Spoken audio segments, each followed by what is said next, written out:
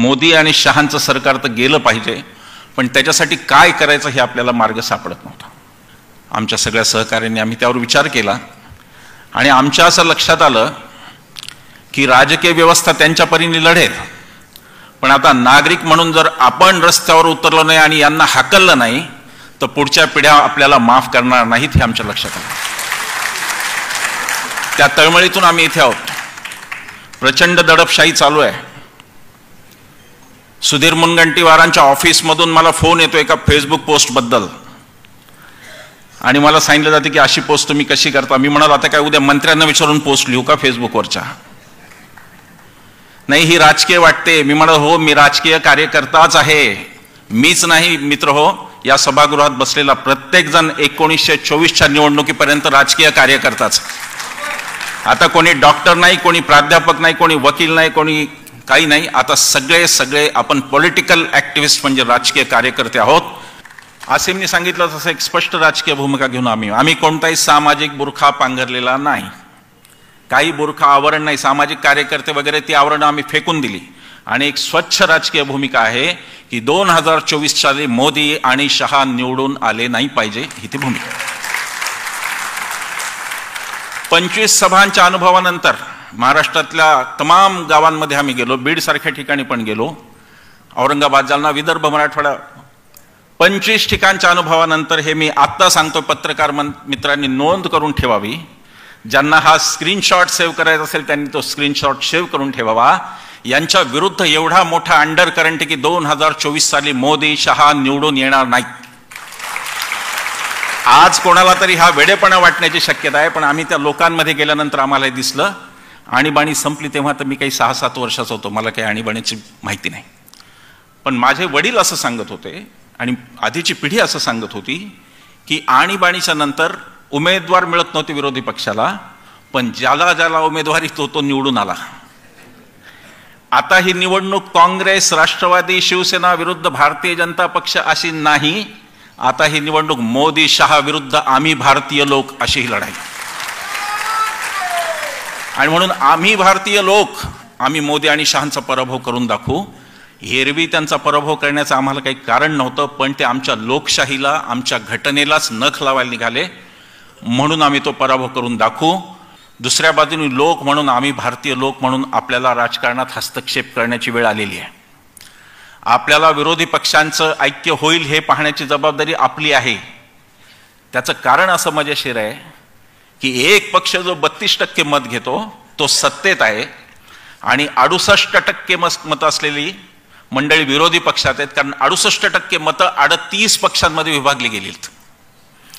ते जर तोडायचं असेल तर आम्ही उद्धव ठाकरे असोत की पृथ्वीराज चव्हाण असोत की सगळे राजकीय नेते असो, आम्ही सगळ्यांना भेटतोय, आम्ही सगळ्यांशी संवाद साधतोय. आम्ही सगळ्या देशाच्या विरोधी पक्षांना हे चळवळ म्हणून, पीपल्स मुवमेंट म्हणून, सिव्हिल सोसायटी म्हणून आम्ही आवाहन करतोय की कमीत कमी 400 जागा असल्याच पाहिजेत जिथे यांना एकच लढत होईल. त्याशिवाय हे हरणार नाहीत. पेट्रोलचा दर डॉक्टर मनमोहन सिंगांनी सोडलं त्यावेळेला 66 रुपये होता. आज नागपूरचा पेट्रोलचा दर 107 रुपये आहे. डिझेलचा दर डॉक्टर मनमोहन सिंगांनी सरकार सोडलं त्या दिवशी 52 रुपये होता. आज तो नागपूरचा दर 95 रुपये एवढा आहे. मनमोहन सिंगांनी सोडलं तेव्हा बेकारीचा दर होता 21.22%. आज बेकारीचा दर 29% वाढलेला आहे. नोकऱ्या नाही आहेत, फक्त राम मंदिर, साहेबांचे फोटो, जिथे दिल तिथे साहेब, बस स्टँडवर गेलं साहेब, टॉयलेट मुताऱ्या सार्वजनिक साहेबाची छवी, एअरपोर्टला गेलो की साहेब, विमानात चढताना साहेब, विमानातून उतरताना साहेब. याला मेगॅलोमॅनिया असा शब्द आहे. ही एक वैचारिक बिमारी आहे. ही सगळीकडे मी दिसायला पाहिजे ही वैचारिक बिमारी आहे. सगळीकडे यांची छबी असते. संपत सरळ नावाचे कवी आहेत, मला वाटतं पारोमिता त्यांनीच पाठवला का काय मला तो व्हिडिओ. संपत सरल नावाचे कवी आहेत. त्यांनी म्हणलं की हमारे प्रधानमंत्री इतनी बार कपड़े बदलते हैं कि अगर वो स्विमिंग के लिए स्विमिंग पूल में जाते हैं तो एक कपड़े रहते, ऊपर आते तो अलग कपड़े रहते. फक्त मी परवा दगडूशेठला आले, देवाकडे पाठ करून कॅमेरा म्हणला ते नमस्कार करताना. त्यांच्या आयुष्यात जो काय सर्व आहे तो कॅमेरामन आहे, त्याच्याशिवाय काही नाही. 12-15 माणसाची टीम घेऊन निघतो हा माणूस. US डॉलर, यांचे जेवढे भक्त इथे त्याच्यापेक्षा जास्त परदेशात आहेत. ते तिथून लिहित असतात भारत कसा विकसित. अरे मग ये ना इथं, तिथे काय बोंबलत बसला, इथे ये, नोकरी कर, इथे राहा, नागपूरमध्ये राहा, पुण्यामध्ये. ते सांगतात US डॉलरचा दर होता, मनमोहन सिंग गेले त्या दिवशी 63 रुपये, आणि आता तो आजचा दर आहे 83.24 रुपये, रुपयाचं अवमूल्यन. भारतावर कर्ज किती आहे तुमची काय कल्पना आहे? भारतावरचं कर्ज डॉक्टर मनमोहन सिंगांनी सरकार सोडलं त्या दिवशी होता 461 बिलियन US डॉलर. आज ते आहे 1669 बिलियन US डॉलर. 4 पट कर्ज आपल्या देशावर आहे. हे सगळीकडे सांगत फिरतात विकास झाला, विकास झाला. ते गडकरी तुमचे विकास पुरुष, त्यांच्यावरही मी बोलणार आहे. आज सब पे बात होगी, मोहन भागवत पे होगी, नरेंद्र मोदी पे होगी, अमित शाह पे भी होगी, गडकरी पर भी होगी और देवेंद्र फडणवीस पर भी. आज सबकी बात होगी. मन की बात नहीं, ये जन की बात होगी, ये मन की बात नहीं है. कर्ज साहेबांनी 4 पट वाढवून ठेवलंय. 1669 US dollar billion US dollar एवढं कर्ज भारतावर आहे. कुठे नेला भारत मोदीजी? आपण पण वेड्यो. ते म्हणत होते ना आपण वेगळंच काहीतरी समजलो. ते म्हणले आजचे दिन आने वाले. ते अदानी अंबानीला होते, आपल्याला नव्हते. तुम्ही विचारलंच नाही त्यांना कोणाला आजचे दिन. ते आजचे दिन म्हणले चुनावी जुमला, त्यांचा तो पूर्ण झाला. आपण वेडे आहोत की देशाचं अर्थकारण. मित्र हो, मला वाईट याचं वाटतं की एकही मीडिया हाऊस हे अर्थकारण आपल्याला सांगत नाही. 24 तास आपल्याला भारताची कशी प्रगती झाली, कसं रेल्वेचं उद्घाटन, स्टेशन मास्टरचं काम, हिरवा झेंडा दाखवायचं. मोदी सगळीकडे फिरतात हिरवे झेंडे दाखवत. गाड्या झाल्या की मोदी आलेच तिथे हिरवे झेंडे दाखवायला. हे सांगितलं जात नाही की या देशाचं अर्थकारण कोणत्या वळणावर आहे. हे सांगितलं जात नाही की या देशातला भ्रष्टाचार कुठे पोचलेला हे सांगितलं जात नाही. पहिला भ्रष्टाचार यांनी सुरू केला नोटाबंदी. तुम्हाला आठवतं का ते 8 वाजता आले होते, आज रात 12 के बाद तुकडे बन के रह जाएंगे वगैरे वगैरे. मंत्रिमंडळ कुलपाट ठेवलं होतं, कोणाला कळू दिलं नव्हतं. हुकुमशहाचं वैशिष्ट्य असतं, त्याचा कोणावरही विश्वास नसतो. हिटलर कधी शांत झोपायचं नाही, मागे पुढे इकडे तिकडे बघतच राहायचं. हुकुमशहाचं वैशिष्ट्य, त्याला कधीच झोप लागत नाही, कारण त्याच्या मनातच चोर असतो. मनात पाप असतं की आपल्यासारखे सगळेत का काय असं त्याला वाटत असतं. नोटाबंदीचा हिशेब आजपर्यंत देशाला दिला गेलेला नाही. 99% पैसा, जे हे सांगत होते की तो काळा पैसा आहे, आता श्रीमंत रस्त्यावर येणार आहेत. एकाही श्रीमंताला हार्ट अटॅक आल्याचं तुमच्या माझ्या वाचनात नाही. 3 लाख शेतकऱ्यांच्या आत्महत्या, 5 लाख शेतकऱ्यांच्या आपल्या वाचनात आहेत, पण एकाही श्रीमंत माणसाला अटॅक आला नाही. त्याचं कारण या नोटा, 1000च्या आणि 500च्या जुन्या नोटा एका राजकीय पक्षाने 20% कमिशन घेऊन रेग्युलराइज केल्या. नोटाबंदी ही कमाईची संधी होती त्या पक्षासाठी. त्याच्यानंतर त्यांच्या जागा किती वाढल्या, त्याच्यानंतर प्रत्येक शहरातली त्यांची कार्यालय काय झाली आणि त्याला काय संगमरवरी दगड लागले ते लक्षात घ्या. नोटाबंदी हा फक्त चूक नाहीये, हा सुनियोजित भ्रष्टाचार आहे. मोठ्या करन्सीतले 20% कमिशनचा हा भ्रष्टाचार आहे. त्याच्यावर मोदींनी आजपर्यंत दुसरं कधीही देशाला हिशेब दिलेला नाही. PM केअर फंड, तो फंड माहिती अधिकारात येत नाही. CAG कडे कळत नाही तो कोणाचा आहे माहिती नाही. त्याचे डायरेक्टर कोण माहिती नाही. तो माहिती अधिकारातच नाही, त्यामुळे तो फक्त केअर येत राहतो. अदानीची केअर हे घेतात, त्याच्या बदल्यात अदानी केअर फंडात पैसे टाकतो. असा तो केअर फंड हा दुसरा मोठा घोटाळा मोदी काळातला. मोदींची भ्रष्टाचारावर भूमिका काय हे या देशातला मीडिया मोदींना विचारत नाही. मोदी मुलाखत कोणाला देतात, काहीतरी नाव सांगितलं, तो हिरो, मला तर नावही नाही माहिती त्याचं, आणि तो काय विचारतो, आम कैसे खाना चाहिए, काट के खाना चाहिए. मोदींची हिंमत नाही कोणाला इंटरव्ह्यू देण्याची. काहीतरी मध्ये म्हणत होते राहुल गांधींची प्रेस कॉन्फरन्स, म्हणलं अरे निदान प्रेस कॉन्फरन्स तर घेतात, घाबरून तर जात नाहीत मीडियाला. साहब किधर बैठते डर के. एवढा मोठा 56 इंची माणूस पत्रकारांना घाबरतो. एकही पत्रकार परिषद नाही रेकॉर्ड या देशाचं. अमेरिकेला गेले तर तिथे यांना सांगितले की नाही इथं ते काय चालत नाही, ते पत्रकार परिषद घ्यावी लागते, म्हणून ती बळबळच त्यांनी पत्रकार परिषद घेतली. यांचं मॉडेल लक्षात घ्या भ्रष्टाचाराचं. आता खरं भ्रष्टाचाराच्या मॉडेलवर मी गडकरींच्या नागपूरमध्ये काय बोलावं, तुम्हाला ते भरपूर माहिती आहे काय झालं ते. मागच्या मे महिन्यामध्ये मी हिमाचलला होतो. तिथे सुंदरलाल बहुगुणांच्या मुलाच्या नेतृत्वाखाली आंदोलन चाललं होतं. आंदोलन काय होतं, ते लोक म्हणत होते हे हायवे एवढे कशासाठी चाललेत हिमालय फोडून, हिमालयाची वाट लावून हे काय चाललंय, हे कोणत्या प्रकारचा हा विकास आहे. हिमालयातले पहाडीतले लोक स्थानिक लोक लढत होते की आम्हाला हे रस्ते नकोत. गडकरी कोणासाठी करतायत ते, त्याचा खुलासा आता कॅगनी केला कोणासाठी करतायत.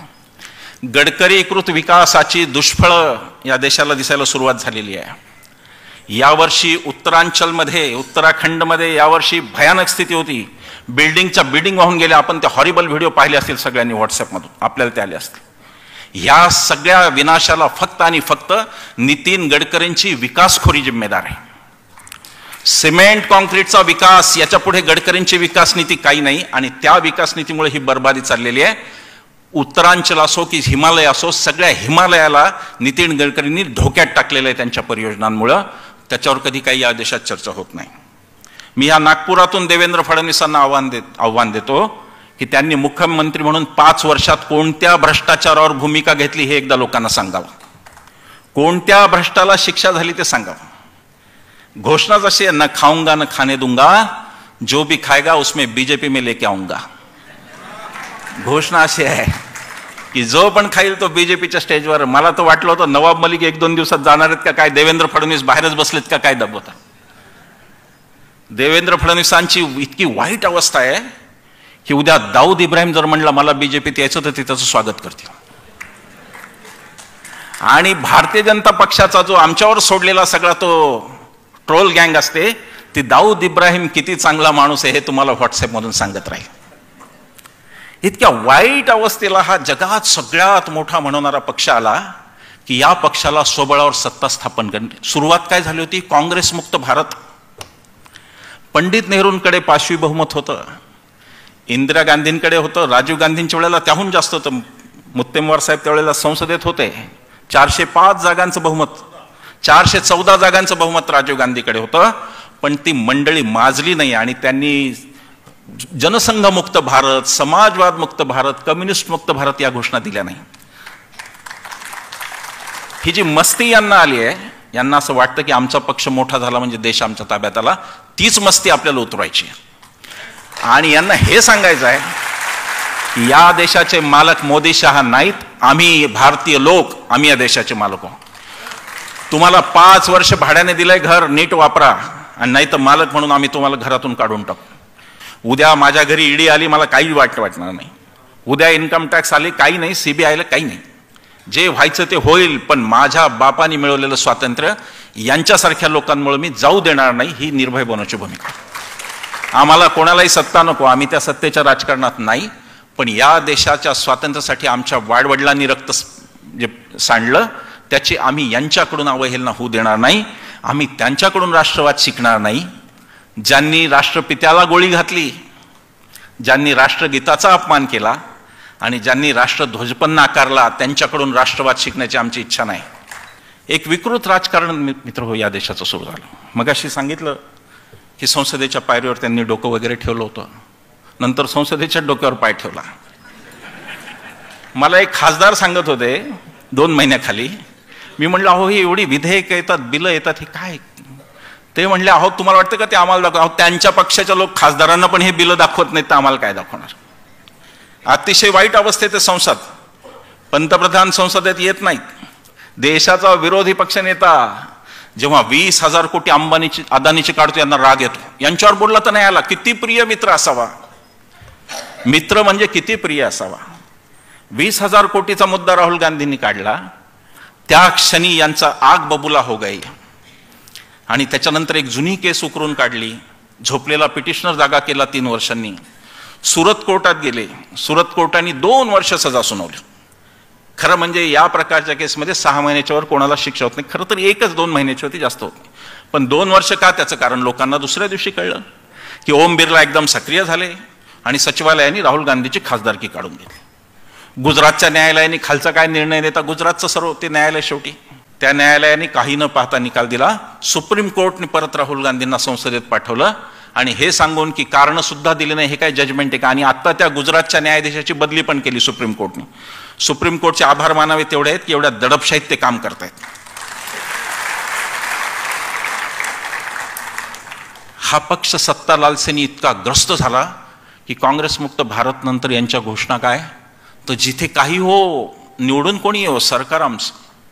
अरुणाचल प्रदेशमध्ये प्रयोग सुरू झाले ते सगळ्या राज्यांमध्ये गोवा वगैरे झालं, महाराष्ट्रात ती बारी आली.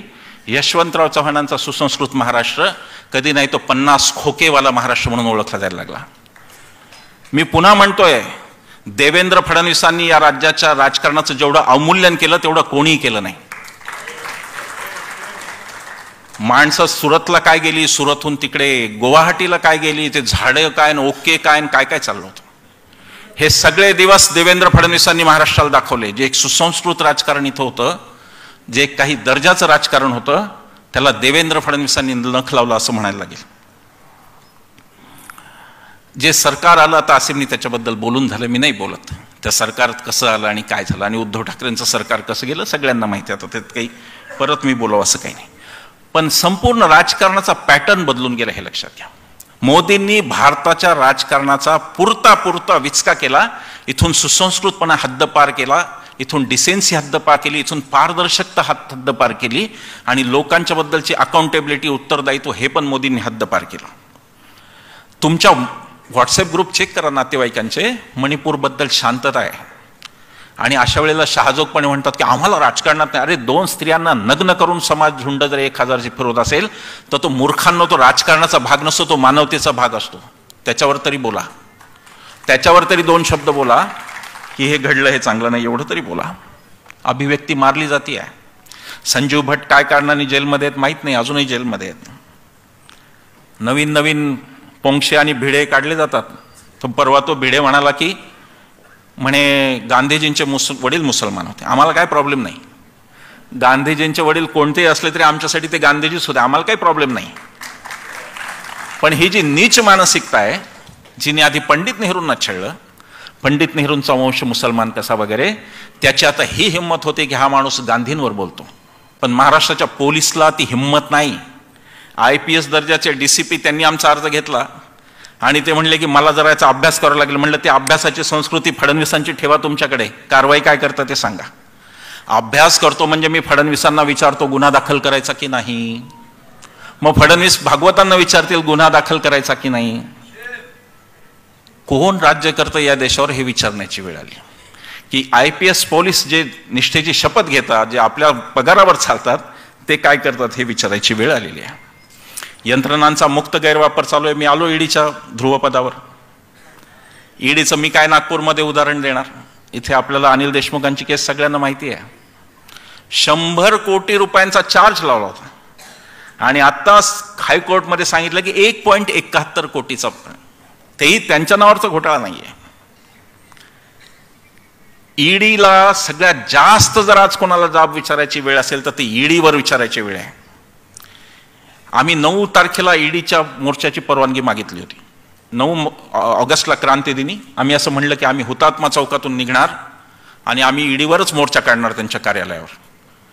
आम्ही त्यांना म्हणणार की नारायण राणेपासून प्रताप सरनाईकांपासून अनेक जण, त्यांच्यावर तुम्ही कारवाई तर सुरू केली, पण ते भारतीय जनता पक्षात किंवा मिंदे गटात गेल्यानंतर ती कारवाई का थांबली याचा आम्ही जाब विचारतोय तुम्हाला, कारण आम्ही तुमचे मालक आहोत.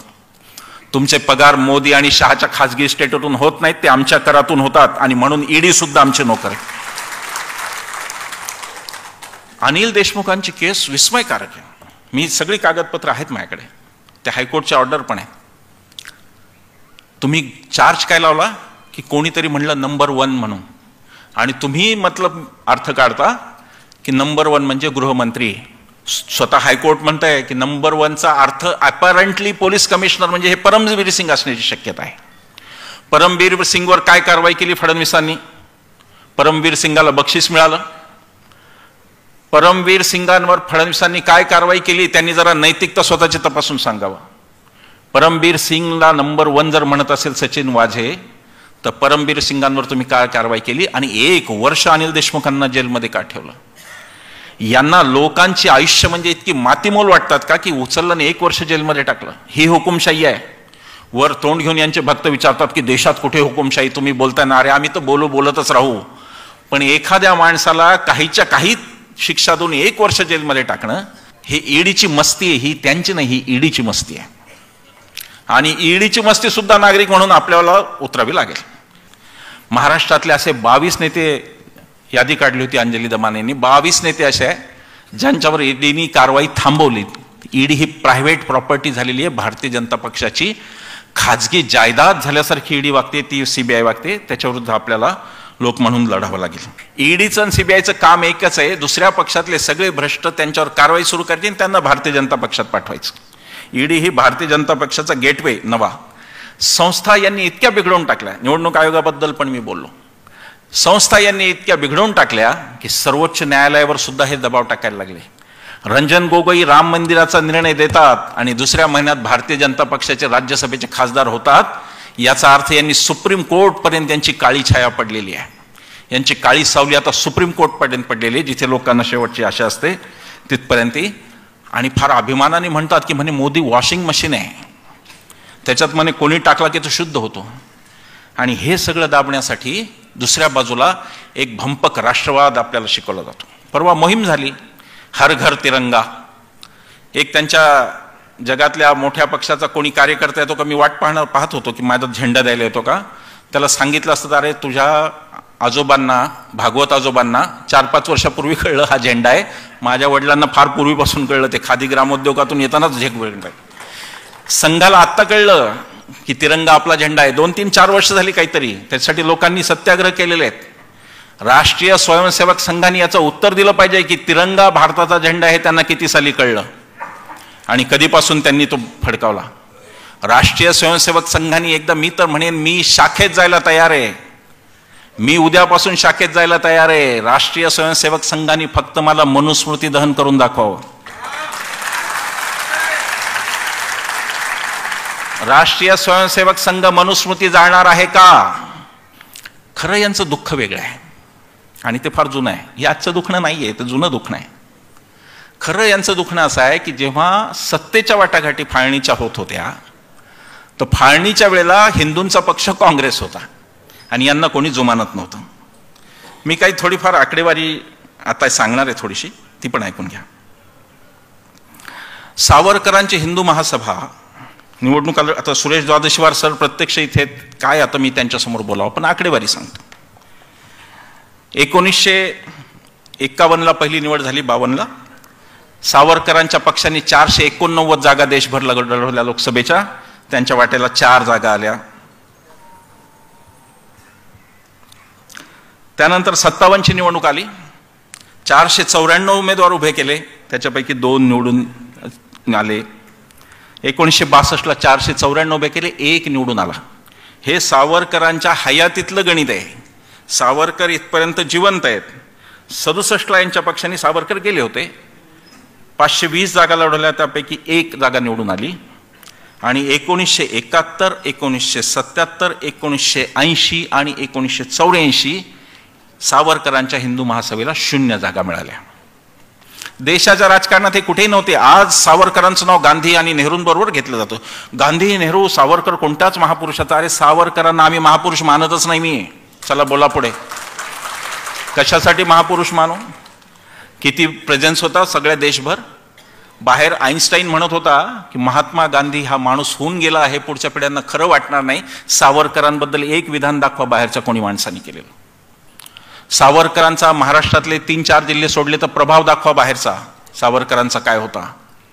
सावरकरांची देशभक्ती आणि त्यांचं ते अंदमानचं वगैरे ठीक आहे, आम्हाला त्याबद्दल आदर आहे, आमचं काही म्हणणं नाही. पण सावरकर म्हणून राष्ट्रपुरुष होत नाहीत, कारण काळ्या पाण्याची शिक्षा त्याच वेळेस हजारो कैदी तिथे भोगत होते. सावरकर एकटे नव्हते. आता सावरकरांना राष्ट्रपुरुष म्हणतील, उद्या हेडगेवार गोळवलकरांना म्हणतील आणि परवा तुम्हाला भिडे आणि पोंक्षाला सुद्धा महापुरुष म्हणायला लावतील.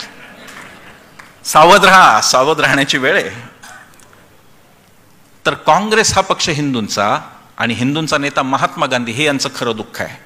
गांधींना मारलं ते 55 कोटीचे बळी वगैरे भंकस आहे सगळी. ते आपल्याला पुस्तकातून कुरुंकरांसह यदी फडकेंनी नथुरामॅन लिहिलं. सरांनी साधनेमध्ये खूप छान लेख लिहिले होते, सुरेश द्वादशीवार सरांनी. मला त्यांची मालिका आठवते. गांधी जिवंत असेपर्यंत हिंदुत्ववाद्याची, कुठल्याही रॅडिकल लोकांची, जातीयवाद्यांची सत्ता येऊ शकत नाही, म्हणून गांधींना मारलं. आणि त्या गोडसेचा आता उदो चाललेला आहे. पंडित नथुराम गोडसे वगैरे, काय त्याची जयंती वगैरे साजरी होते. आणि हे सगळं करण्याच्या आडून अर्थकारणाचं जे लपवण्यासाठी ह्या सगळ्या गोष्टी चालतात. यांचा राष्ट्रवाद नागडा केला कोणी? यांच्याच राज्यपालांनी, सत्यपाल मलिक. कोणी विश्वंभर चौधरी, नासिम सरोदे नाही बोलले त्याच्यावर. यांच्या पक्षाचा राज्यपाल बोलला की यांनी माणसं जवान मारले यांनी निवडणुकीसाठी, हे यांच्या पक्षाचा राज्यपाल बोलला. दुसरा, यांच्या राष्ट्रवादाची चिरफाड परवा मणिपूरमध्ये झाली. मणिपूरमध्ये पोलिसांनी मणिपूरच्या FIR केला. कोणावर माहिती आहे? भारताच्या सैन्यावर, मिलिटरीवर. आसाम रायफल्स ही सगळ्यात जुनी भारताची पॅरामिलिटरी फोर्स, त्याच्यावर त्यांनी FIR दाखल केला. मला फक्त सांगा की हाच जर FIR पश्चिम बंगाल सरकारने मिलिटरी विरुद्ध केला असता तर काय झालं असतं? यांनी या देशात रान पेटवलं असतं. पश्चिम बंगाल सगळा देशद्रोही ठरवला असता टागोरांचा. आणि यांनी सांगितलं की बघा कसे देशद्रोह, म्हणजे यांनी केलं तर चालतं, दुसऱ्यांनी केलं तर देशद्रोह. हे यांचं गणित आहे. इथली मूळ संस्कृती तशी नाही. मी 2013 साली अण्णांच्यावर अमेरिकेत गेलो होतो आणि तिथल्या लोकांना विचारलं की आम्ही एक गरीब देश आहोत, आमचं तुम्हाला का आकर्षण आहे? का वाटतं तुम्हाला कधी अमिताभ बच्चनला बोलव, कधी विद्या बालन, का वाटतं? तर त्यांनी मला असं सांगितलं आणि ते ऐकून मला स्वतःचा भारतीय म्हणून अभिमान वाटला. त्यांनी असं सांगितलं की एवढे सगळे प्रदेश, एवढ्या भाषा, एवढ्या बोली, एवढे अन्नपदार्थ, एवढ्या चालीरीती, तरी तुमचा देश आहे की याचा आम्हाला प्रूफ आहे. त्या देशाच्या एकतेला संघ, भाजपा आणि मोदी शहा सुरुंग लावत आहेत आणि एक जिन्सी, एक सांस्कृतिक असं काहीतरी करायचं त्यांचं कारस्थान घडतंय. त्यामुळे त्यांच्या विरुद्ध आपल्याला बोलावं लागतंय. अफगाणिस्तानातल्या मुसलमानांना आधी तालिबानी गोड वाटले होते. त्यांना असं वाटलं की हेच आपले खरे धर्मरक्षक, यांच्याचमुळे आपला धर्म टिकून राहील. पण हळूहळू त्या बंदुका तालिबान्यांच्या ज्या आहेत त्या मुसलमानांकडेच वळल्या आणि ते बायकांना सांगायला लागले की बुरखा घातल्याशिवाय घराच्या बाहेर पडायचं नाही, जीन्सची पॅन्ट घालायची नाही, अमकं करायचं. ते हिंदू राष्ट्र इथल्या माता बहिणींना पाहिजे का हे त्यांनी एकदा स्वतःला ठरवावं. तुम्हीच नाही आहात. हिंदू राष्ट्र येणार म्हणजे भारताची राज्यघटना जाऊन मनुस्मृती येणार. आपण ती येऊ देणार नाही. आपण त्या पराभूत मानसिकतेत जायचं कारण नाही. घटना बदलली जाईल वगैरे आम्ही बदलू देणारच नाही. आम्ही भारतीय लोक, आम्ही जिवंत आहे तोपर्यंत घटना नाही बदलता. राखीव जागांबद्दल नेहमी टाहो फोडणारा एक वर्ग आहे, राखीव जागा नको वगैरे. लक्षात घ्या, आत्ता जर संविधान वाचेल भारताचं तर संसदेत राखीव जागा आहे म्हणूनच वाचेल की निदान SC STचे खासदार उभे राहतील याच्या विरुद्ध. तुमच्याकडून अपेक्षा कमी आहे, त्यांच्याकडून जास्त अपेक्षा आहे. आणि तिथला खासदारांचा नंबर लक्षात घेतल्यानंतर 63चा मला वाटत नाही मोदी शहा ही सत्ता पिपासू जोडीत तेवढं काही करेल. त्यांना सत्तेत राहायचं आहे अखंड. मोदींचं स्वप्न सत्तेत अखंड राहण्याचं आहे. अखंड भारत वगैरे ते बलग नाही. अखंड सत्तेत राहणाऱ्यांना ते परवडणार नाही आणि संविधान आम्ही बदलू देणार नाही. पण संविधानाच्या तोडमोडीकडे जाणाऱ्या प्रत्येक पायरीवर आम्ही उभे राहून तुमचा विरोध करू, हे आपल्याला निक्षून सांगण्यासाठी निर्भय बनवा.